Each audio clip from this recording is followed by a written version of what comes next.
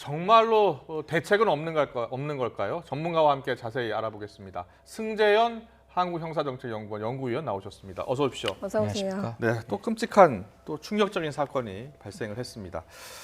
이런 뉴스 전할 때마다 정말 마음이 아픈데요. 먼저 이번 사건은 왜 일어났다고 보십니까?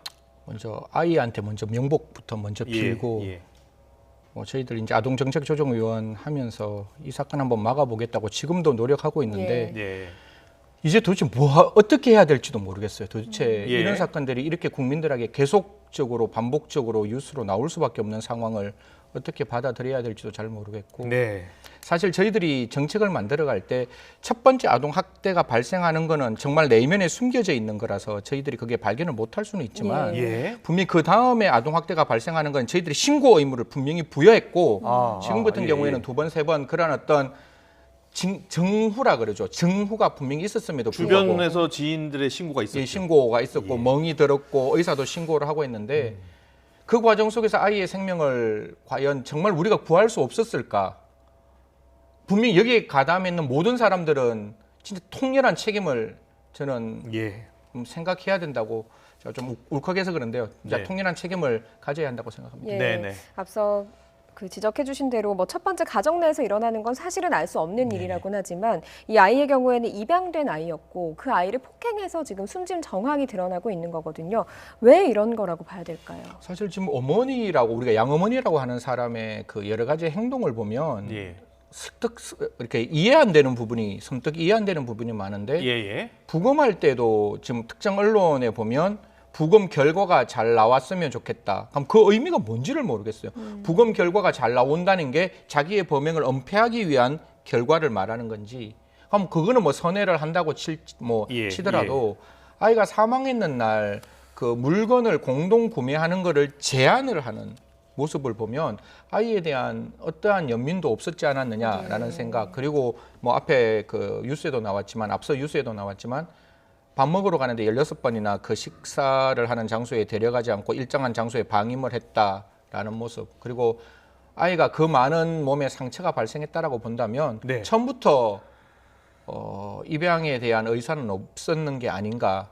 그리고 오늘 실질 영장 심사를 가면서도 아이에 대한 명복이라도 빌어야 되고 잘못이라도 이렇게 이야기를 해야 되는데 그런 모습이 보이지 않고 거의 전력 질주해서 들어가는 모습이 보였는데요. 그런 모습들이 저한테는 굉장히 불편하다라고 말씀드리겠습니다. 네, 모든 국민들이 다 불편해하고 있습니다. 국가수에서 이제 나왔습니다. 사망 원인을 외력에 의한 복부 손상이다 이렇게 발표를 했는데 자, 이런 발표가 나오면 이 부모로서 눈물도 흘리고 참여하는 그런 모습을 이제 보여야 하는데 계속 부인하고 있거든요. 그러니까 지금 정신적으로 뭔가 문제가 있는 건 아닙니까? 그거는 분명히 살펴봐야 된다고 생각합니다. 다만 그 정신적인 문제가 아이의 지속적인 학대에 있어서는 전 정상적인 의사라고 의식이라고 생각하기 때문에 이걸로 심신미약 감경해서는 절대로 안 되고 그냥 악의적인 반복적인 상습적인 아이에 대한 학대 정황이다. 오히려 어떻게 보면 제가 이 기록을 다 못 봐서 참 조심스러운 말씀인데 아이가 그런 어떤 아픔에 있어서 절대적인 공감을 못했다면 분명히 그 부분에 대해서는 형량을 가중하는 요소로 그리고 우리 아동학대 처리 특례법에 보면 상습이면 2분의 1 가중하는 부분이 있으니까요. 왜 이런 어떤 아이에 대한 공감이 없었는지 그게 감경 사유로 우리가 바라볼 것이 아니라 형의 가중 사유로 상습이나 아니면 아이에 대한 그 보호할 수 없잖아요. 저희가 보호라는 단어는 관심과 배려인데 그걸 전혀 받아야 될 아이 아까 24개월까지 그 어머니의 젖꼭지를 물고 정말 어머니에게 전적으로 의지하는 그 아이에게 그런 모습을 보였다면 그 부분은 분명히 경찰이나 검찰 그리고 법원에서 가중 사유로 고민해야 되지 않을까 생각합니다.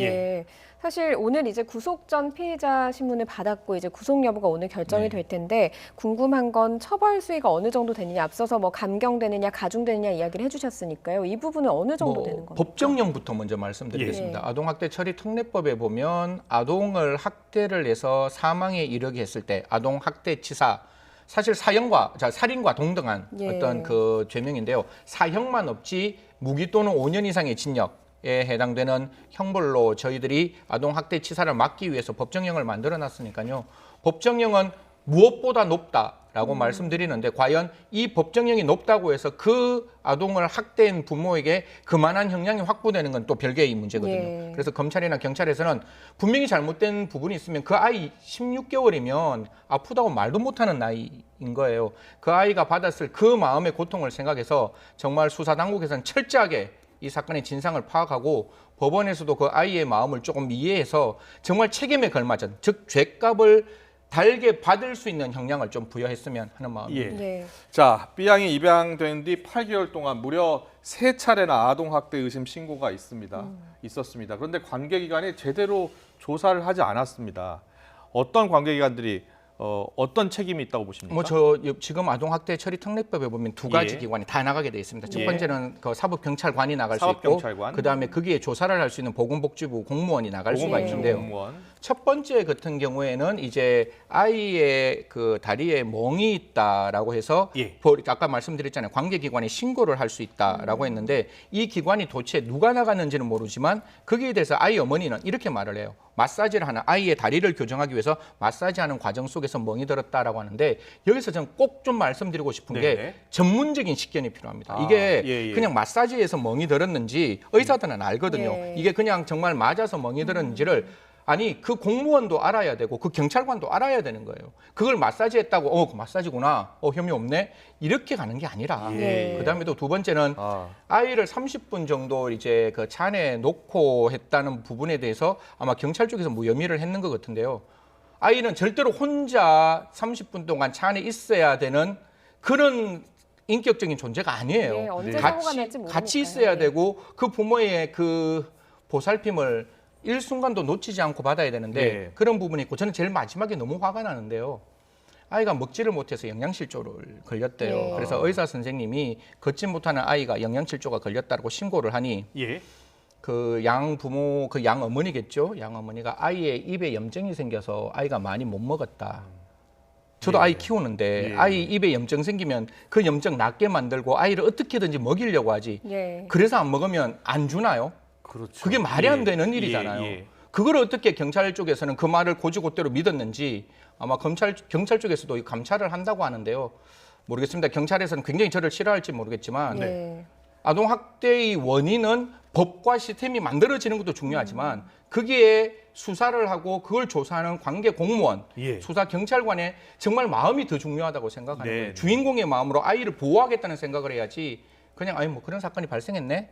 또 그런 사건이겠지? 예. 이렇게 지나가는 마음으로 봐서는 안 된다라고 생각하고 이 부분에 조금이라도 뭐 불충분한 그다음에 어떤 잘못된 부분이 있으면 좀 엄혹하게 저희들이 그 부분에 대해서 책임을 물어야 한다라고 생각합니다. 네, 가정 내에서 발생하는 일은 알 수 없다고 하더라도 말씀하신 대로 관계기관에 신고가 되면 좀 정확하게 확인이 돼야 될 필요가 맞습니다. 있는 거니까요. 그런데 이 영아를 입양한 가정에 딸이 하나 있는 것으로 네. 알려져 있습니다. 그간에 그 학대를 당했던 가정들을 보면 형제가 있는 경우가 상당했거든요. 이런 경우에는 아이들이 어떻게 좀 분리돼서 보호 조치 됐는지. 저는 보통 이 아동 학대 사건 뭐 얼마나 많이 봐가왔겠습니까? 제일 중요한 거는 부모 중에서 지금 양부모, 그 어머니도 문제인데 아버지도 제가 봤을 땐 절대로 자유롭지 못한 사람이거든요. 그걸 분명히 목격했고 거기에 대해서 막을 수 있는 어떻게 보면 아버지가 어머니의 학대의 기둥이 될 수 있었는데 그 아버지도 그런 부분에 대해서 무관심했다면 분명히 이 아이도 그런 부분에서 저는 살펴는 봐야 되지만 예. 분명히 일정 부분 트라우마가 있었다고 보이고 생각해 보세요. 내 동생은 밥을 안 먹고 나만 밥 먹으러 가는 그 아이의 마음이 어떻겠냐고요. 예. 분명히 그 부분에 대해서도 아이도 분명히 심적으로 뭔가에 대한 불안감을 느꼈다면 아이에 대해서는 적극적인 치료가 필요하고 양 아버지가 되겠죠. 사망했는 그 아이 입장에서는 둘 다 구속을 하는 게 조금 여러모로 좀 그래서 네. 지금 아마 어머니만 먼저 학대의 정황이 높은 어머니만 먼저 구속영장을 청구했다고 보는데요. 여하튼 공범관계를 열어놓고 이거는 이제 사실관계 확인돼야 되겠지만 예. 공범관계를 열어놓고 아버지도 확인해야 되는 거고 그 아이 친딸도 정말 트라우마가 발생하지 않도록 정말 심리치료나 주위에서 여러 가지 어떤 그 지원 대책들을 만들어야 한다 이렇게 생각합니다. 예. 네. 자, 이런 안타까운 사건을 막을 수 있는 기회가 여러 번 있었습니다. 그 기회를 막기 위해서는 그 아동 학대 여부를 파악할 수 있는 전문가들이 필요하고요.